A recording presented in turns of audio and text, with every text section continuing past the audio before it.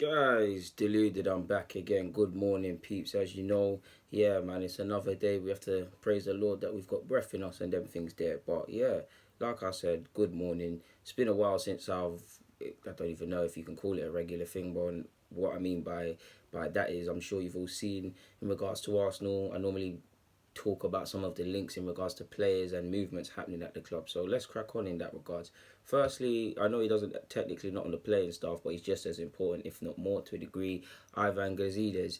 We know I've made a vid and you guys have seen the reports yourself. Milan wanted him and things like that. It does look like he's going to stay put. Again, I don't know him. I've never had a conversation with Ivan. I don't know if he's going to stay or go. I'm not in the know like that. So if he does go, don't shoot the messenger. But it does look like he's going to stay.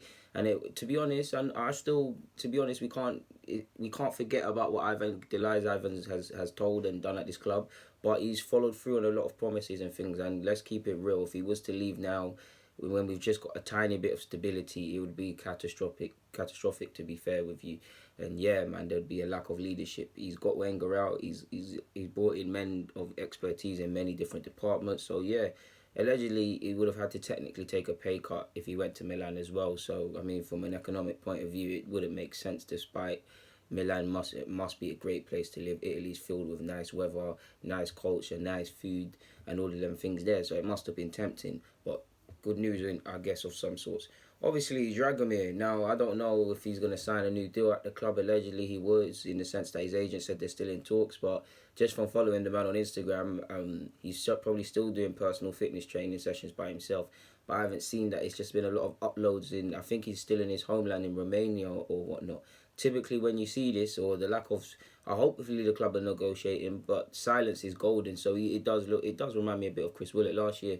It does look like he is going to leave. He is going to sign for another team somewhere, whether that's Monaco or the teams in Turkey that are interested in him, or Toulouse, who I saw linked with him. So they're good options to go to. To be honest, if I'm a team like Brighton, on the basis that they had a European scout vacancy and you saw my thing already, and they've already signed the next Arsenal player in Cato, they might as well go for him as well, to be fair with you. Yeah, there'd be a path to the first team. He's probably not quite ready for the Premier League, but he's getting quite close. He just that last little push from him. So yeah, someone else's gain is going to be our loss, and another one bites the dust of sorts. So that's Dragomir. Obviously, you see him Welbeck is wanted by Everton allegedly. Now they apparently want Malcolm, so I don't know how much money they'll stretch or whatnot. Regardless of what you think about Wells, if he does leave this club, you'd like to think we get 16 to 20 million basically, basic fee, to be honest. And you'd like to think he'd command good wages at another club as he does here because of the English premium and all of these things. We know there's a use for Wells, but by the same flip of the coin, he's not clinical enough. The way I judge Wells is when it goes wrong. On a good day, he typically in a 4-3-3, you could have someone up front, someone on the flanks, and Wells on the left or something. He'll help press from the front. He'll be aggressive, and he does all them off the ball things, and he's a good team player. But when it's not going right, at times he can be guilty of switching off. We know he's not the most natural finishers, to a degree where it comes a bit comical. I know you all saw last season when Lacazette scored at a home game and then Welbs was going to smash the ball in the goal to celebrate or whatever, and he missed. So these are the sort of things I'm talking about. So when it's not going right, there is a lack of use for Welbs to a degree, and contracts up in 2019 hasn't really convinced since he's been here. He's shown in patches, scored against his old club in United, the Leicester goal. He's shown in patches he can be of use to this club, but he hasn't really been consistent. His injuries have been a consistent theme of his. And if I was in the shoes of negotiating a new contract for him, I wouldn't. Typically, with a new contract, you get new wages or a slight wage boost or some bonuses or incentives released. I personally wouldn't offer him that. To be honest, I don't think he's done enough to warrant a rise, and I like Wells. But at the same flip of the coin, Wells is approaching an age where he needs to secure the best financial package he can. So if he doesn't feel he can get that at Arsenal, if he feels he can get it somewhere else, if he feels it's a sporting decision to go somewhere else, if he decides it's a sporting decision to stay, we'll never know. But it is what it is. He's been at the World Cup and he's on his break now, so yeah, it is a bit of a tough time because we could have saw how he fitted in if there wasn't a World Cup. Obviously, the links with Andre Gomez just don't go away. Personally, guys, I think he's a good player. Technically, he's good, but I'm just not sold on him personally, and I think we could invest elsewhere. Now, like I said, he's a technically good player, but past that, I'm not really sold. So moving on.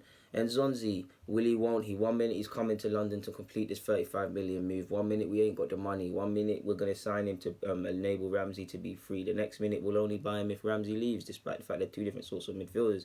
So we don't know. There's a lot of midfielders at this club. Me personally, I believe we are genuinely interested in him for obvious reasons. You know, Emre, you could say, although we signed Torreira, this is the sort of player we need. Both of them could be quite tasty, and it just gives us better midfield options, to be fair. So you can see the need for it. But I also think we'd have to sell the likes of Lucas Perez, Wells possibly, maybe even on the basis that three midfielders technically have come into the club, including Nzonzi if it did happen. El Nene probably have to depart the club. So that's three players that you probably think raise wages, could raise funds better yet. So that's on top of the like of Jenkinson, Akpom, Ospina, Joel Campbell. All of these lot could be sold for nominal fees, but every penny adds up both for wages and the transfer fee. So they're the sort of things we need to see, in my personal opinion, before we sign Nzonzi. But I'll be up for it. But there would be a lot of midfielders at the club, and I have to think of the pathway for a couple of the young players. Would it still be there? So yeah, we've been linked with Kingsley Coleman for £45 million. I mean, I'm gonna leave that one there. He's a lovely player and I love him at the club, but the less said about that one, the better. You lot are smart enough to know what that's stupid. Lozano, a player I really want that plays for PSV. Van Bromwell has said they're in a position to reject £50 million for the player.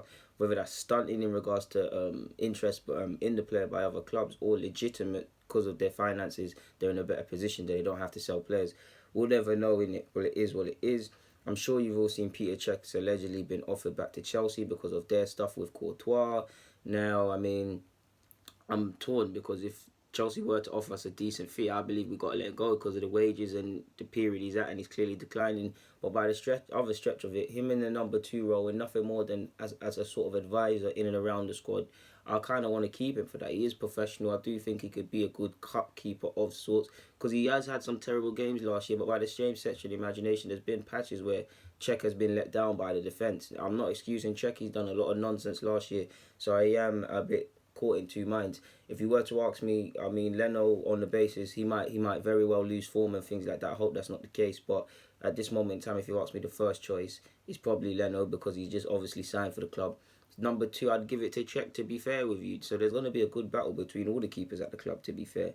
We'll see where it is. For what it's worth, I don't think Chelsea will go back for Cech. And to be honest, you can't go from Courtois to Cech, this current Cech, maybe Cech of 5, 6, 7, 10 years ago, but not this Cech, because it's not going to make them more competitive as a club, and they even might lose Hazard allegedly. So there's that.